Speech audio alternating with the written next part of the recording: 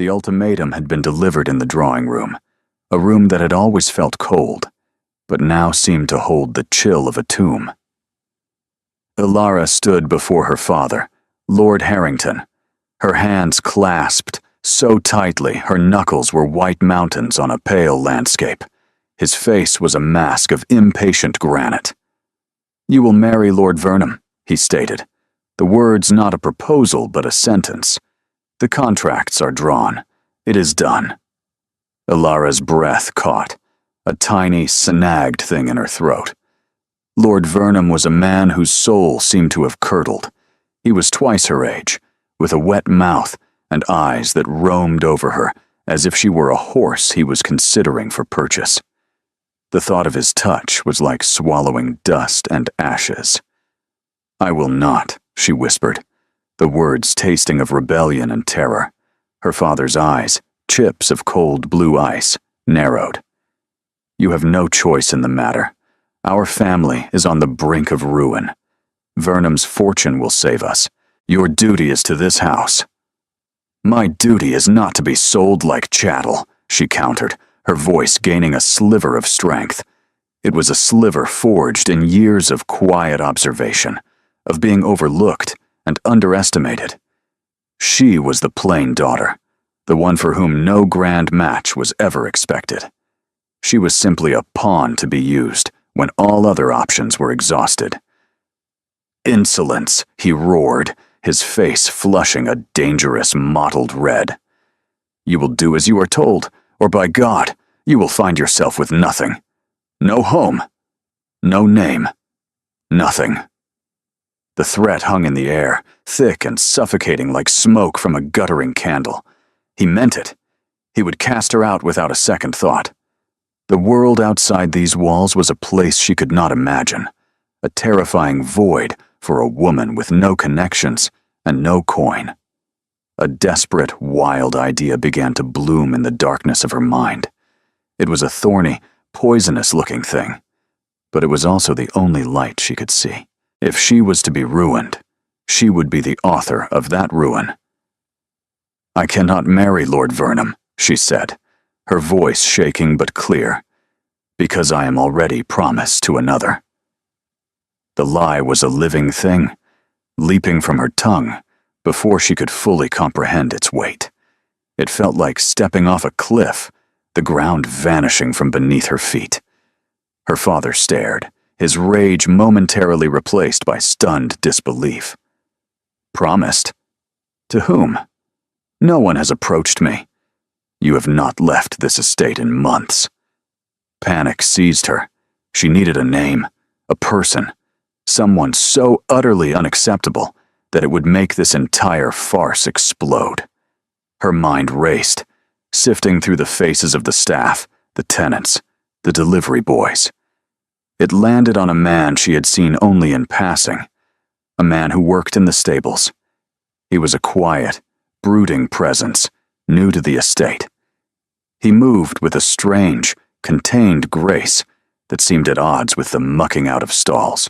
He had eyes the color of a winter sea and a mouth that looked as if it had never formed a smile. He was the lowest of the low, a man with no name, no prospects, nothing. The perfect weapon. "The stable hand," she said, the words falling like stones into the horrified silence. "His name is Reese." Her father's face went from red to a ghastly, bloodless white. For a moment, she thought he might strike her. He looked at her, as if she were a viper he had warmed at his hearth, now turning to bite him. The disgust in his eyes was a physical blow. "You would shame this family. You would throw yourself away on a groom," he hissed, his voice trembling with a fury so profound it was almost silent. "I would do anything to avoid a life with that man," she shot back, gesturing vaguely towards the world that held Lord Vernham. A terrible, cunning light entered her father's eyes. He saw her gambit, her desperate play for time, and he decided to call her bluff in the cruelest way imaginable. "Very well," he said, his voice smooth and cold as a river stone. "You have made your choice. You will marry your stable boy. You will have him and you will have nothing else. I will see you wed before the sun sets, and then you will be gone from this house forever." He thought she would break. He expected her to fall to her knees, to beg, to recant. He saw this as the ultimate punishment, to grant her foolish wish and watch her live with the consequences. But the part of her that had been slowly dying, the part that had been crushed under the weight of duty and expectation, felt a sudden, shocking surge of freedom. The cliff edge had been chosen for her, but she would control the fall. "As you wish, Father," she said, her chin held high, though her heart hammered against her ribs like a trapped bird. He did not wait. He strode from the room, bellowing for the steward. Alara was left standing in the sudden, deafening silence, the echo of her own catastrophic decision ringing in her ears. She had just signed her own death warrant, or perhaps, for the very first time, her own Declaration of Independence. They found him in the north stables, currying a large black stallion that dwarfed him in size, but seemed to bend to his quiet command. Alara was marched there by 2 footmen, her father following like a storm cloud. The man, Reese, did not look up immediately. He finished his task with a slow, deliberate stroke of the brush. When he finally turned, his expression was unreadable. His eyes, those winter sea eyes, flickered from her father's apoplectic face to her own, pale and resolved. "My daughter informs me she has promised herself to you," Lord Harrington spat, the words dripping with venom. The stable boy's gaze rested on Alara. There was no surprise in it, no confusion, only a calm, unnerving watchfulness. He looked at her, as if he were reading a page of a book he already knew well. He did not smile. He did not speak. "Is this true?" her father demanded, his voice cracking. Reese gave a slow, almost imperceptible nod. His gaze did not leave hers. It was as if he were asking a question only she could understand. "Are you certain?" She met his stare and nodded back, a single sharp motion. "I am." "Then you will have her," her father declared, a triumphant, cruel sneer twisting his lips. "You will marry her today, and you will take her from my sight. You will receive no dowry, no land, no favor. You will have the clothes on your back and the woman who has ruined herself for you. Is that understood?" A long silence stretched, broken only by the soft snort of the stallion. Alara's courage began to waver. What if he refused? What if he laughed in her face, exposing her lie and leaving her to the full, unmitigated wrath of her father? She was placing her entire future in the hands of a man she did not know, a man who smelled of hay and leather and secrets. "It is understood," Reese said. His voice was deeper than she had expected, rough like gravel, but with a strange, underlying resonance. It held no emotion, no joy, no anger, no fear. It was the voice of a man agreeing to the terms of a contract, and so it was done. A bewildered village vicar was summoned to the small, dusty chapel on the estate grounds. Alara wore the same day dress she had put on that morning, a simple gray muslin that now felt like a shroud. Her groom wore his work clothes, though he had washed his hands and face. The ceremony was a blur of mumbled words and disapproving glares. Her father stood as a witness, his presence a monument to her disgrace. The only other person present was the estate's elderly housekeeper, Mrs. Gable, who watched with an expression of profound pity. When the vicar pronounced them man and wife, there was no kiss. There was no celebration. There was only a heavy, oppressive silence. Reese simply took her elbow, his touch firm and impersonal, and led her from the chapel. He did not look back. Outside, a simple cart was waiting, a single horse harnessed to it. A small bundle, her few personal effects that Mrs. Gable had hastily packed, was tossed in the back. "Where are we going?" she asked, her voice small. "Away," he replied, his tone giving nothing away.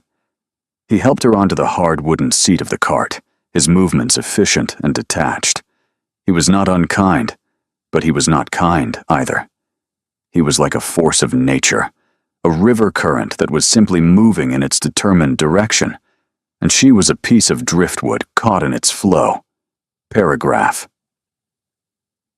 As the cart rumbled down the long drive, away from the only home she had ever known, Ilara risked a glance back.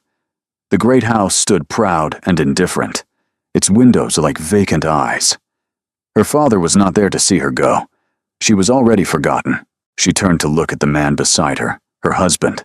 His profile was stark against the fading light, his jaw set, his eyes on the road ahead. He had not spoken another word. She had traded one cage for another, but this one was a mystery. She had no idea if its bars were made of iron or of air. The journey was long and silent. The sun bled across the sky, its colors fading from bruised purple to a deep, star-pricked indigo. The air grew cold. He offered her a rough woolen blanket from the back of the cart, his gesture perfunctory. She wrapped it around her shoulders, the scent of wool and horse clinging to it. It was a smell of honest labor, so different from the cloying perfumes of her father's house. She expected they were heading to some squalid tenement in a nearby town, or a dilapidated shack on the edge of a common. She braced herself for poverty, for filth, for the grim reality of the life she had chosen. But as the moon rose, he turned the horse off the main road and onto a narrow, well-tended lane that wound through a dense, ancient wood. The trees were massive, their branches weaving a dark canopy overhead. It felt like entering another world. After some time, the woods opened up to reveal a small stone cottage nestled in a clearing. A plume of smoke rose from its chimney, a welcoming beacon in the night. It was small, but it was not a hovel. It was tidy, with climbing roses clinging to the walls and a neat patch of garden to the side. It looked like something from a storybook. He brought the cart to a halt and jumped down. He came around to her side, his face shadowed by the moonlight. "This is it," he said. It was not an apology, nor was it a boast. It was a simple statement of fact. He helped her down, his hand strong and calloused around her waist. For a fleeting moment, she felt the solid muscle of his arms, the sheer physical power he held in check. It was a different kind of power than her father's, which was built on money and titles. This was something more fundamental, more real. Inside, the cottage was sparse but immaculately clean. A fire crackled in the hearth, casting a warm, dancing light over the simple wooden furniture. A table was set for one with a loaf of bread, a wedge of cheese, and a pitcher of milk. He gestured towards it. "You should eat." "And you?" she asked, her voice barely a whisper. "I have duties," he said, turning away. He pointed to a narrow door. "That is your room. I will sleep in the loft." And with that, he was gone, vanishing out the front door and back into the night, leaving her alone in the strange, silent house. She stood frozen in the middle of the room, the warmth of the fire a stark contrast to the icy knot of fear and confusion in her stomach. He had not called her by her name. He had not looked at her as a wife. He had treated her like a piece of cargo he was responsible for delivering. The coldness she had sensed in him at the stables was not an illusion. It was a wall, high and thick, and made of something she could not comprehend. In her desperate act of defiance, she had bound herself to a man as remote and unknowable as the moon. The days that followed fell into a strange, silent rhythm. Reese, she could only think of him by that name, rose before dawn and returned long after dusk. He was, as she had believed, a worker. He spent his days on the vast, sprawling estate that bordered their cottage, the one whose forbidding stone walls could be seen through the trees. Blackwood Manor, the locals called it. It was the seat of a reclusive and powerful duke, a man no one ever saw. Her husband worked for this unseen duke, and he worked hard. He returned each night covered in a layer of dirt and exhaustion, his movements weary but still precise. He would eat a simple meal in silence, his gaze fixed on the fire or on some point in the middle distance. He never spoke of his day. He never asked about hers. They were two ghosts haunting the same small space. The cottage had 2 rooms, the main living area with its hearth, and the small bedroom that he had given her. He slept on a pallet in the cramped loft above, his presence a weight she felt even through the floorboards. They lived as strangers, separated by a chasm of silence and his unyielding emotional distance. At first, Elara was paralyzed by the emptiness of her new life. She had been stripped of her status, her family, her future. She was nothing. But as the days turned into a week, and then 2, a slow, quiet resilience began to take root in her soul. She had been raised to be an ornament, but she had always been an observer. She had watched the cooks, the maids, the gardeners. She had read books on husbandry and estate management from her father's library, not because she was expected to, but because she was curious. She began to work. She cleaned the cottage until the floorboards shone. She tended the small garden, her hands, once soft and pale, becoming calloused and browned by the sun. She learned the names of the herbs and coaxed new life from the soil. She found a rhythm in the kneading of bread, a solace in the steady chop of vegetables for the evening stew. She did it for herself, to fill the long, empty hours, to fight back against the encroaching despair. But she also did it for him. She began leaving his dinner warming by the fire, a silent offering. She mended the tears in his work shirts, her stitches small and neat. She did not know why. Perhaps it was a bid for kindness. Perhaps it was a way of asserting her own value in this silent, lonely world they shared. He never acknowledged her efforts. He would eat the food, wear the mended shirts, but his silence remained absolute. It was a silence that felt like a judgment, a constant reminder of the gulf between them. He had agreed to this marriage, but he clearly wanted no part of her. She was a burden he had been forced to shoulder, and he was bearing it with a stoic, resentful grace. One evening, he came home later than usual. A storm was brewing, the sky the color of a fresh bruise. He was limping, a dark stain of blood seeping through his trouser leg just above the knee.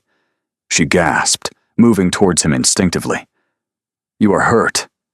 He waved her away, his face a mask of pain and annoyance.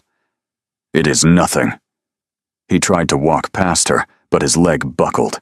He braced himself against the wall, his breath hissing through his teeth. "Let me help you," she insisted, her voice firm. This was not the timid girl from the drawing room. This was a woman who had found a core of steel within herself. He looked at her, his winter sea eyes clouded with pain and something else, surprise. He seemed to see her for the first time not as a disgraced lady, but as a person. After a long moment, he gave a curt, reluctant nod. She helped him to a chair by the fire. With trembling hands, she took a knife and carefully cut away the fabric of his trousers. The gash was deep and jagged, bleeding sluggishly. It was a wound that needed stitches. "I need hot water, clean cloths, and the sewing kit from my room," she said, her voice taking on a command she didn't know she possessed. He watched her, his expression unreadable, as she moved with swift efficiency.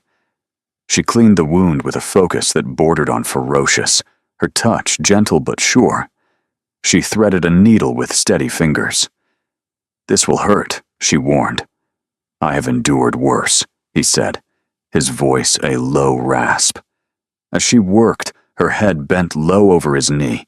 She was acutely aware of his stillness, of the warmth radiating from his skin. She could feel his eyes on her, a gaze that was no longer distant, but intensely focused. She stitched the wound closed, her movements precise, just as she had seen the estate doctor do once for a fallen groom. When she was finished, she bandaged it tightly. She looked up and found him staring at her, his expression a complex mixture of pain, gratitude, and something she could not name. It was a look that made her heart skip a beat. "You have a surgeon's hand," he said, his voice quiet. "I read books," she replied simply, gathering the soiled cloths. He was forced to stay home for the next few days, his leg propped up by the fire. The enforced proximity was both a comfort and a torment. The silence in the cottage was different now. It was no longer empty, but filled with a new, crackling tension. She continued her quiet routines, but she was aware of his gaze following her as she moved about the small space. She saw things she had not seen before. She saw the way his calloused hands could be surprisingly gentle as he carved a piece of wood into a small, perfect bird for a village child who had wandered by. She heard the way he spoke to the horse, his voice soft and coaxing. One afternoon, while he was dozing, a book fell from the small shelf he kept by the loft ladder. She picked it up. It was not a simple farmer's almanac. It was a volume of Greek philosophy, heavily annotated in a sharp, intelligent hand. She stared at the book, then at the sleeping man by the fire. The pieces did not fit. A simple stable hand who read, "Plato? A laborer with the hands of a surgeon and the instincts of a commander?" The mystery of him deepened, becoming a constant hum beneath the surface of her days. Who was this man she had married? He was a walking contradiction, a man of secrets wrapped in layers of silence. She found herself watching him, not with fear, but with a burgeoning, dangerous curiosity. Her heart, which she had thought frozen solid, had begun to thaw in the most inconvenient and terrifying way. She was falling in love with the stranger who was her husband. The feeling was a quiet agony. He had shown her no affection, no warmth, beyond that one moment of grudging gratitude. He still kept his distance, his walls firmly in place. To love him was to invite a pain far deeper than her father's rejection. It was to offer her heart to a man who had made it clear he did not want it. She felt like a fool, trading one form of heartbreak for another. Weeks turned into a season. Autumn bled its colors across the landscape, painting the woods in hues of gold and fire. Reese's leg healed, and he returned to his long days of work. The silence between them returned, but it was heavier now, freighted with all the things she had seen and all the things she now felt. One day, a lavish carriage bearing her family's crest rumbled up the lane. Alara's heart plunged into her stomach. Her father stepped out, followed by the smirking, odious figure of Lord Vernham. They surveyed the humble cottage with open contempt. "Well, well," Vernham sneered, his eyes lingering on Alara's simple dress and dirt-stained hands. "Is this the paradise you chose over me, my dear? How rustic." "What do you want?" Alara asked, her voice cold. She stood her ground at the cottage door, a small, fierce guardian of her new, strange life. "I have come to offer you a final chance," her father said, though his tone held no mercy. "Vernham is a forgiving man. He is still willing to take you on all this ridiculous union, and you can be saved from this squalor." "I am not in need of saving," she said, her gaze steady. "Do not be a fool, girl," her father snapped. "Look at this hovel. Look at yourself. You are living in filth with a man who is no better than the dirt he walks on. Where is he? Hiding in a barn?" At that moment, Reese came around the side of the cottage. He had been splitting wood, and an axe was held loosely in one hand. He was dressed in his simple work clothes, his face impassive. He stopped and looked at the two finely dressed men, his eyes taking in the scene with that unnerving calm. "Ah, the groom speaks," Vernham said with a cruel laugh. "Tell me, fellow, what is the price to be rid of your wife? I am certain we can come to an arrangement." Reese did not answer. He simply looked at Vernham, his winter sea eyes turning hard and flat as slate. There was a dangerous stillness about him, a coiled tension that made the air feel thin. He took a slow step forward, and Vernum, for all his bluster, took an involuntary step back. "You will leave this place," Rhys said, his voice low and quiet, yet it carried an authority that cut through the air like a blade. "And you will not return." "Do you know who you are speaking to?" her father blustered, his face reddening. "This is Lord Vernum, and I am Lord Harrington." Rhys's gaze flickered to Alara. He saw the defiant pride in her eyes, the way she stood tall despite their taunts. A flicker of something unreadable passed through his own expression. "I know who you are," Rhys said, his eyes returning to the two men. "But you, it seems, have no idea who I am." He took another step. "Leave. Now." There was something in his voice, a core of absolute command that brooked no argument. It was the tone of a man accustomed to being obeyed without question. Her father and Vernum, flustered and suddenly looking foolish, scrambled back into their carriage like scolded children. As the carriage clattered away, Alara turned to her husband. The axe was still in his hand, but his posture had relaxed. He was looking at her, and for the first time, she saw a crack in his armor. She saw a flicker of raw, protective anger. He had defended her. He had defended their home. "Thank you," she whispered, her voice thick with emotion. He just nodded, his jaw tight, and turned back to his woodpile, the wall of silence slamming back into place. But it was too late. She had seen behind it, and what she had seen only made her fall for him deeper. The first sign of the real trouble came not as a human threat, but as a whisper on the wind. For days, the sky had been a low, oppressive sheet of gray. The air was heavy, humid, and still. Then the rain began. It was not a gentle shower, but a relentless, driving downpour that turned the garden to mud and the lane into a shallow river. It rained for 3 days without pause. The small stream that ran near the cottage swelled into a churning, angry torrent. Rhys spent his days out in the deluge, returning soaked to the bone, his face etched with a grim concern he did not voice. He was no longer just working. He was fortifying, directing other estate workers with a quiet, urgent authority. On the 4th night, the storm intensified. The wind howled like a hungry wolf, rattling the window panes and threatening to tear the shingles from the roof. The sound of the river was a constant, menacing roar. Suddenly, there was a frantic pounding on the door. Rhys wrenched it open to reveal a young man, an estate worker, his face pale with terror. "It's the old dam," the man shouted over the gale. "At the North Reservoir. The water is coming over the top. If it breaks, the entire lower village will be gone." Without a word, Rhys grabbed a heavy oilskin coat. His movements were electric, charged with an energy Alara had never seen. The weary laborer was gone, replaced by a man of purpose and command. "Stay inside."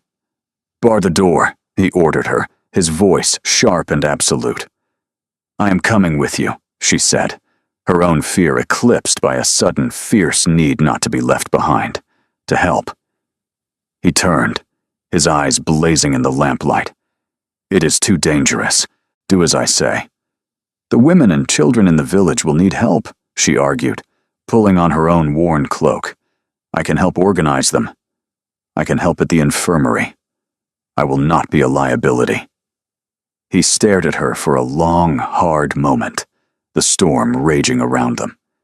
He saw not a fragile lady, but the same determined woman who had stitched his leg and faced down a lord. He gave a single, sharp nod. "Stay close to me." The scene at the dam was one of controlled chaos. Dozens of men worked by lantern light, their faces grim, their bodies straining against the rising water. They were piling sandbags, trying to shore up the crumbling earthen wall, but it seemed a hopeless task. The water was a monstrous living thing, clawing at their defenses. And at the center of it all was Rhys. He was not just helping, He was directing the entire operation. He moved through the chaos with an almost supernatural calm, his voice cutting through the roar of the wind and water. "Hail! Take your team to the spillway. It needs to be cleared. Now," he yelled. "Thompson, we need more braces on the western face. Use the timbers from the old mill." The men obeyed instantly, without question. They looked to him not as a fellow worker, but as their commander. Ilara watched in stunned amazement. Who was this man who could command such loyalty and expertise? He understood the engineering of the dam, the hydraulics of the flood, with a knowledge that was deep and innate. While he organized the defense of the dam, Ilara made her way to the village hall, where frightened families were beginning to gather. The hall was disorganized. The people panicked. Drawing on a wellspring of inner strength she never knew she possessed, she took control. "We need blankets for the children," she called out, her voice clear and steady. "Someone start a fire in the hearth. We need hot water and tea. You, sir, help me move these benches to make beds." People turned to her, their fear giving way to the relief of having direction. She organized them, calmed them, her quiet competence a balm on their terror. She remembered the layout of the village from her rides as a girl and realized that a small cluster of cottages in the lower hollow had likely been cut off. The families who lived there were old and infirm. No one had gone for them. She ran back out into the storm, fighting her way against the wind to the dam. She found Reese, his face slick with rain and streaked with mud. "The Miller cottages," she yelled to him. "No one has checked on them. They're trapped." His eyes widened in alarm. He had been so focused on the dam, he had overlooked them. He grabbed the arm of a man nearby, a man who looked like a manager or a steward. "Mr. Davies, I need a team of your strongest men." "Now," Reese commanded. The steward, a man who had always treated Ilara with polite condescension, now stared at her with newfound respect. "Right away, Your Grace," he said, hurrying off. The world stopped. The roar of the storm, the shouts of the men, it all faded into a dull hum. Your Grace. Ilara stared at the man she knew as Reese, the man she had married in an act of defiance, the stable boy, her husband. The steward had called him Your Grace. There was no time to process it. Reese, or whoever he was already moving, leading the rescue party towards the hollow. Ilara ran after him, her mind reeling. Duke, he was the Duke, the reclusive, powerful, unseen Duke of Blackwood. Alistair. The rescue was perilous. The water was already waist-deep, the current strong. He led the way, his strength seeming limitless as he forged a path through the churning flood. They reached the cottages just as the water began to pour in through the doors. Ilara helped him carry an elderly woman out, her own small frame straining with the effort. As they carried the last person to safety, a great, groaning roar echoed from up the valley. The dam had breached. A wall of water, a liquid battering ram, was thundering towards them. "Run!" Alistair bellowed, shoving Ilara towards higher ground. He turned to help a man who had stumbled, and in that split second, the wave was upon them. Ilara screamed as she saw the torrent of water slam into him, sweeping him off his feet and pulling him under. She did not hesitate. She plunged back into the churning, debris-filled water, her eyes scanning frantically.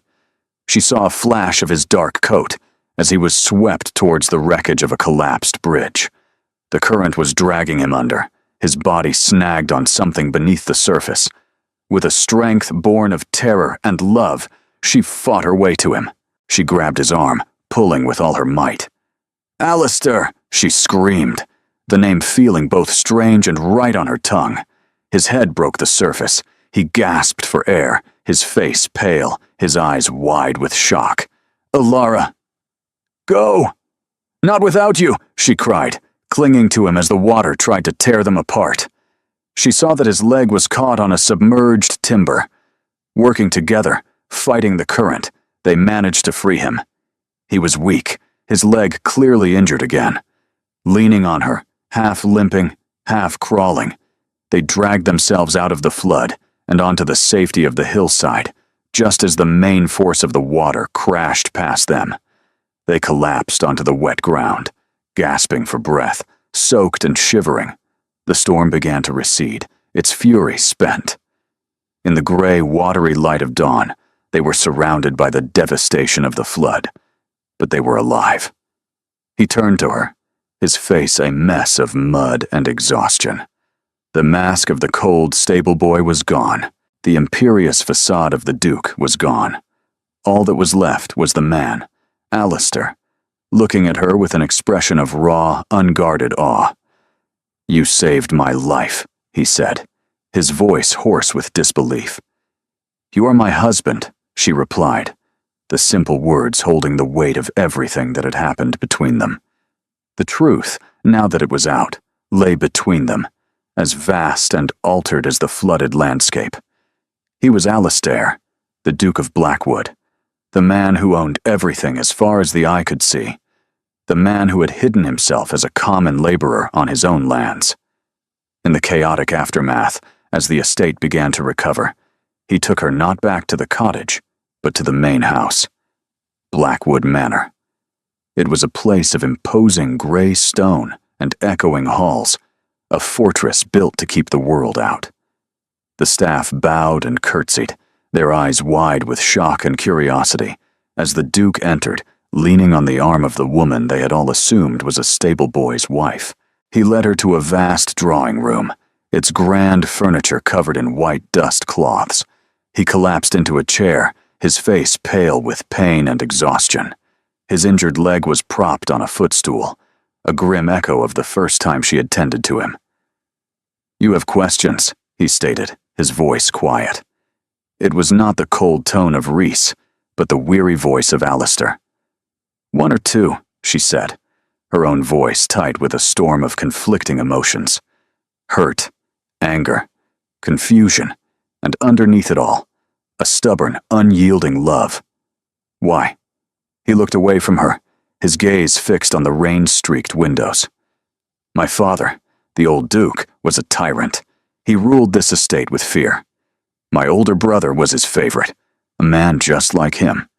They bled the land and the people dry. When they both died in a riding accident 2 years ago, I inherited everything. The title, the debts, the corruption." He paused, his hands clenching into fists. "I found treason in my own house. My stewards were stealing. My managers were abusing the tenants. I could not trust anyone. So I became no one. I became Reese, a stable hand, to see my own home with clear eyes, to learn who was loyal and who was a viper." "And me?" she asked, her voice trembling. "What was I in your plan? An inconvenience?" He finally met her gaze, and she saw a profound shame in his eyes, a regret so deep it seemed to physically pain him. "You were a complication I never anticipated," he admitted. "When your father cornered me in that stable, I saw a woman trapped, just as I was. Your defiance. It was the most courageous thing I had ever seen. Agreeing to marry you was an impulse, a reckless, selfish impulse. I thought I could give you a safe harbor, a quiet place to live while I sorted out my own affairs. And then I would release you, give you an annulment and a fortune, and you would be free." The words were like stones hitting her. He had never intended for them to be truly married. She was just another problem to be managed. "You should have told me," she whispered, the hurt a sharp ache in her chest. "You let me believe I had married a poor man. You let me live in that cottage, thinking I was a burden to you." "I know," he said, his voice rough with emotion. "And I was a fool, a proud, blind fool.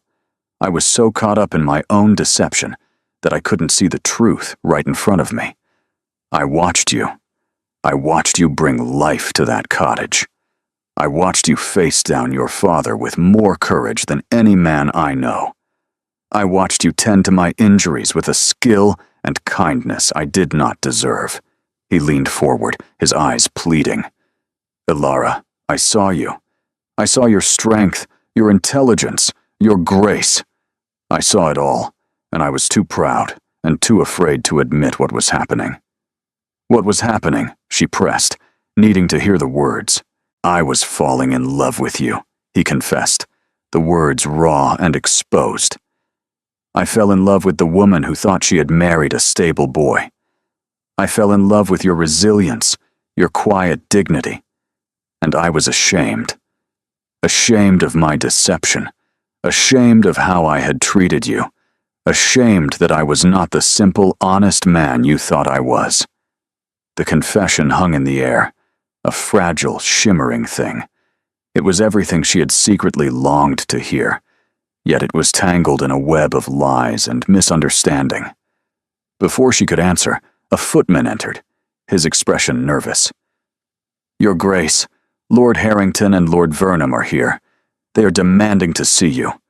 They claim their business is urgent. A cold, hard light entered Alistair's eyes. Show them in. Her father and Vernon strode into the room, their arrogance returning now that they were on familiar ground in the house of a duke. They stopped short when they saw Ilara standing by the hearth. They had not yet seen Alistair, who was partially hidden by the high back of his chair. What is she doing here? Her father demanded, pointing a finger at Ilara. Has she come to beg the Duke for scraps, now that her stable boy has been washed away? I hear the dam broke, Vernon added, with a malicious smirk. A pity about the lower classes. But it does clear out the riffraff. Perhaps her husband was among them. My husband is right here, Ilara said, her voice ringing with cold fury. Alistair slowly, painfully, rose from his chair. He stood to his full height, leaning on a cane the footman had provided. He turned to face them. The color drained from their faces. Her father's mouth opened and closed like a gasping fish. Vernon looked as if he had seen a ghost. They stared at the man they had mocked, the groom they had tried to bribe, now standing before them as the master of the house, the Duke of Blackwood. You, her father whispered, his voice a strangled sound. Me, Alistair said, his voice dangerously soft. You came into my home. You insulted my wife. You stood on my land, and you presumed to lecture me. He took a deliberate step forward, the tap of his cane on the marble floor echoing in the cavernous room. I am aware of your debts, Lord Harrington, all of them. In fact, as of this morning, I own them. You will find your situation precarious. He then turned his glacial gaze on Vernon. And you, if you ever come near my wife again, if you even speak her name, I will personally see you ruined in every conceivable way. You will have nothing left but the mud on your boots. Now get out of my house, both of you. They didn't need to be told twice. They stumbled backwards, their faces masks of terror and humiliation, and practically fled from the room. The silence they left behind was profound. The last vestiges of Ilara's old life, of her shame and powerlessness, had been swept away with them. Alistair turned back to her, his expression softening, the hard anger dissolving into a vulnerable plea. Ilara. He closed the distance between them, ignoring the pain in his leg.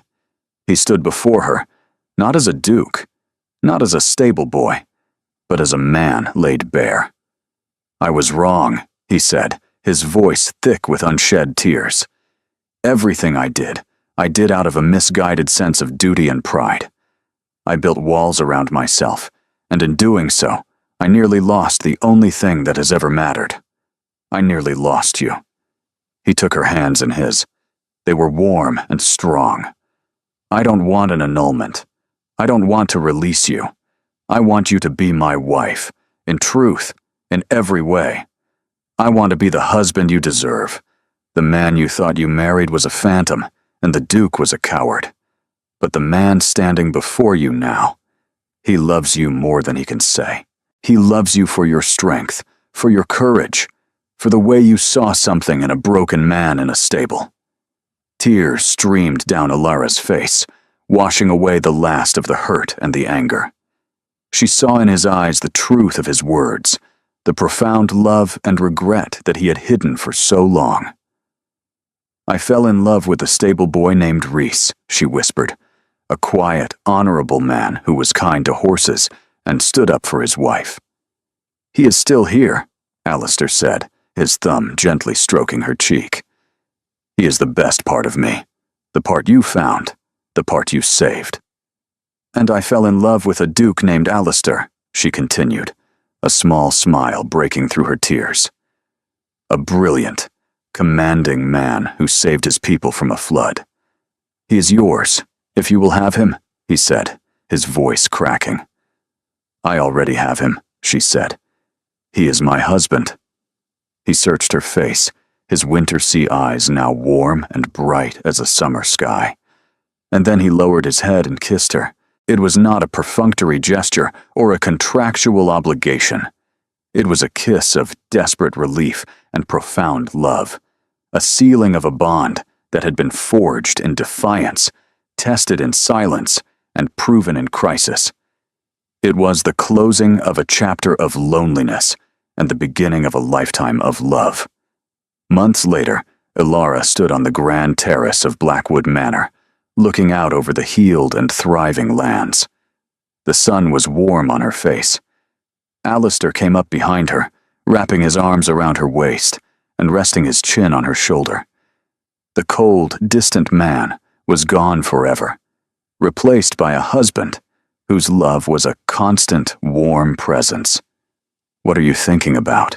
he murmured into her hair. "I was just thinking," she said, leaning back against him, "that it was the best decision I ever made." "Running away from Lord Vernon?" he asked, a hint of laughter in his voice. "No," she said, turning in his arms to face him. She smiled, a real, radiant smile that reached her eyes. "Marrying the stable boy." He laughed, a rich, full sound that echoed across the terrace, a sound of pure joy. It was a sound she had never heard from Reese, but one she now heard every day from Alistair. He pulled her close, and in the circle of his arms, she was finally, truly home.